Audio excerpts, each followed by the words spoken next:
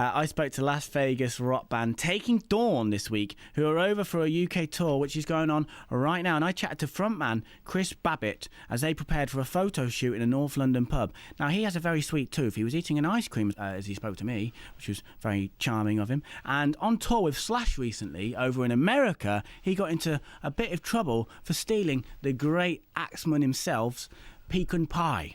Now, what kind of a person would steal another man's pie? I ask. Well, I met that person. And people of Great Britain, lock up your pantries, because Taking Dawn are in town. Newcastle, you're next. Oxford, there's no escape. And finally, Liverpool, how the tables have turned. So I spoke to frontman and pie pilfer extraordinaire Chris Babbitt from the band. Without further ado, this is Taking Dawn.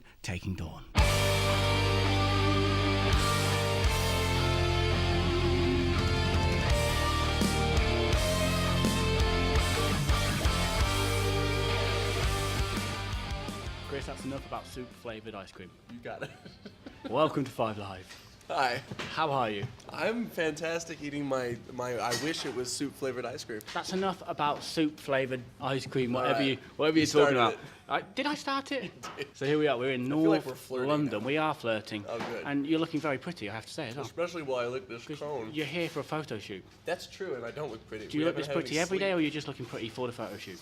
I think we look pretty every day. You do look good. This is a very flirtatious start to the interview, isn't it? Now, your band is called Taking Dawn, but once it went by the name of Seventh Son, is that right? That's right. Was there any kind of ceremony to usher in the new name? Because you've changed your name from Seventh Son to Yeah, that was so long ago, it doesn't even really count. This band has always been Taking Dawn. Seventh Son was somewhat of another band, you know. In terms of personnel or musical style? Not so much. I suppose personnel, because two of the members that started that aren't in this group and haven't been since we started it, really. And music-wise, that's when we made a conscious change somewhat in the direction of where the songs were going to go. So I thought it was only fair that it take a new moniker so that it could be its own entity. Yeah, I suppose it's quite a simple process with a band name as opposed to changing a human name. There's all kinds of paperwork involved. Unless you're on Facebook, then you're just 3 clicks away from a brand new name. That's true.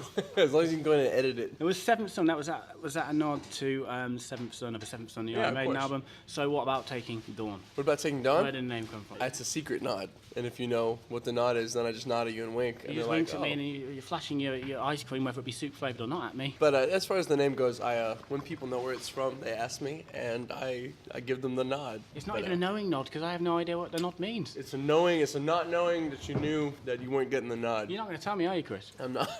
So the band is from Las Vegas. Is that quite a dangerous place for a band to be from? Yeah, because nobody goes to shows. It's a very dangerous place. So what about the music scene there? Because you've got the Killers, haven't you? And some chap called Elvis, something, I don't really know his surname, but he once sung about it. Yeah, he once sung about it. Other than that, I'm quite ill-informed when it comes to the music scene of Las Vegas. So what's going on? Came out of there. Panic at the Disco came out of there. Killers came out of there. Escape the Fate came out of there. Slaughter back in the 80s, early 90s came out of there. And now us. Yes. Yeah. So when you're saying nobody's going to shows, what is not there's people making music, but there's not many music fans there? What are you saying? Yeah, somewhat. It's just there's so much to do in Vegas. It's hard to convince locals to spend their money to come see local acts. Now, you once described the musical sound you make as good sex, in great yet slightly disturbing detail. Now, I'm going to ask you the same question again here, but would you like to treat the answer? In fact, I'd like you to treat the answer Seriously? as if it was a first date, okay? Take it slow. You can't get too graphic for this radio station. So, how would you describe the musical noise that your band make? It's fun. It's energetic. Just like this answer, it's drab, droll, and premeditated. No, he's looking. We don't have time for this answer. He finds as he looks at the bottom of his microphone. Stop stalling. Stop stalling. I can't curse, so I can't tell you what it really sounds like. Well, we're going to hear it anyway, so we'll let everyone make their own minds up. Your own opinion. Now, you're here at the moment, other than to sample the strange flavoured ice creams of North London, but you're also here for your own tour, but you've also been on the road with Slash, the legendary Slash, in the States.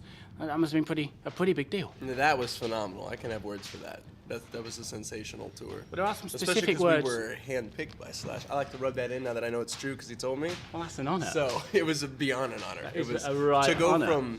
from being picked for the Kiss tour to the main stage of Download to Slash is pretty. Like, if we had crashed in the van, I at least would have died happy. Well, there we go. That's It's nice all to know. downhill from here. Well, I'd like to talk to you, Chris, about Piegate, a shocking incident that took place on this aforementioned tour with said legend, which saw you steal another man's pie. Oh, yeah. Okay, from Taking Dawn to Taking Pie. Tell me what happened, Chris. We played with Milwaukee. That was Milwaukee. And it was at the Pabst Theater. It was a great show in this old, venerated theater. And while he was up there, I actually didn't watch part of the show. I went down to where the catering was because I always miss the catering. And they had set aside a plate for me as I dripped my ice cream all over my pants. Before the photo shoot, no less. So I go down there and I'm getting my food, but there's no dessert left, and I'm bummed out because the pie looked amazing. So I open up the fridge, lo and behold, there's a lone slice of pie just beckoning me. Wow. But as I move in, I see the pie is clearly marked, hopefully not the way animals mark it, but I didn't eat it, so it doesn't matter. But it says Slash on it. I'm looking going, how could he forget this pie? He just left it here? If it's here, it's got to be for him. I'm going to wait. So after the show, I wait. They clean up. They do their fan thing. They're on the bus, and that pie is still there. And as I'm vacating, I'm going, I'm not leaving this pie. If he doesn't want it, it's mine. And of course, you saw 5 letters that actually spell S-L-A-S-H, but through your hungry eyes, they read E-A-T-M-E. Yeah, eat me now. So what happened? Is that what you did? Just like no means yes. It was a very... I took the pie. I go up into the van. I'm ready to enjoy it before we leave. And I see Slash's bus. I'm like, I'm going to double check just one last time. So I go and I talk to Slash's tour manager. I'm like, Pete, I got this pie. I don't want him to be upset, but it looks like he abandoned it. So can I adopt it? He's like, yeah, take it. I'm like, listen, just check with him to make sure. Because when we drive away, he's going to be talking about that pie. I know it. So Pete comes back and goes, just eat the pie. It's good. I checked with him. I sit down in the car. I'm opening it up in the passenger seat, and Slash's security is knocking on my window. And he's a big man. I've seen him. He's a very big man. And he's from Vegas. He's actually a bouncer at a strip club from Vegas. I imagine he eats a lot of pie himself. And It's probably his own pie. his only words were, Slash wants the pie. That was it. I was like, well, then I get to give it to him. That's quite brave. So I went on there, and I presented it to him. He was in his robe, but he still had his glasses on. It's like 2 a.m. And I gave it to him, and he had this he looks up, he kind of nods, and he acknowledges me. Once he sees the pie, he's glowing. And he's so excited. I was completely relegated to the side. What kind of pie was it?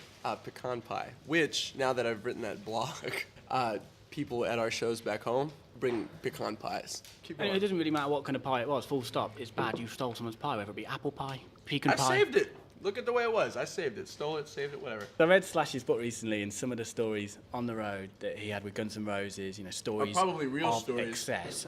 What's it like with Taking Dawn on the road? Was it like an early night with a bottle of water, or a late night with a bottle of Jack? It's a late night with a bottle of water because we do all the work because we have no crew. So if you had the crew, do you Louis think... Common did not. No, if we did, I don't drink. Mike doesn't really drink. Andrew does on occasion. It's just, we have fun. It doesn't involve any substances, I guess. Maybe ice cream on occasion.